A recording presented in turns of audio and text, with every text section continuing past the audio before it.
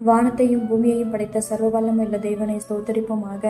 இரவு முழுவதும் கண்ணின் மணி போல பாதுகாத்து இந்த புதிய நாளை காணும்படியாக மார்ச் 9ஆம் தேதிக்குள்ளாக நம்ம வழிநடத்தி வந்த தேவனுக்கு நன்றி செலுத்துவோமா? பரிசுத்தமுள்ள எங்கள் நல்ல தகப்பனே, ஸ்தோத்தரிக்கிறோம், துதிக்கிறோம் ராஜா. இந்த காலை நேரத்திலும் உம்மை நோக்கி பார்க்கக்கூடிய கிருபை கொடுத்ததற்காக நன்றி தகப்பனே.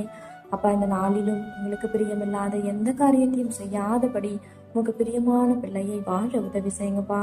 இந்த நாளிலும் எங்கள் தேவைகள் எல்லாவற்றையும் அறிந்திருக்கிறீர் ஆண்டவரே.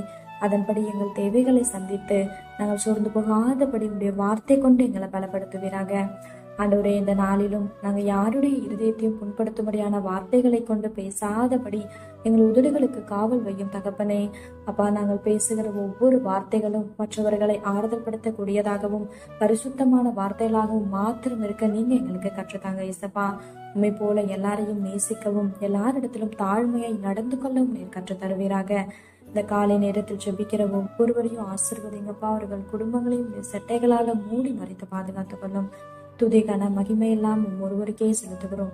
இயேசு கிறிஸ்துவின் இனிய நாமத்தில் ஜெபிக்கிறோம் எங்கள் ஜீவனுள்ள நல்ல பிதாவே, ஆமேன்.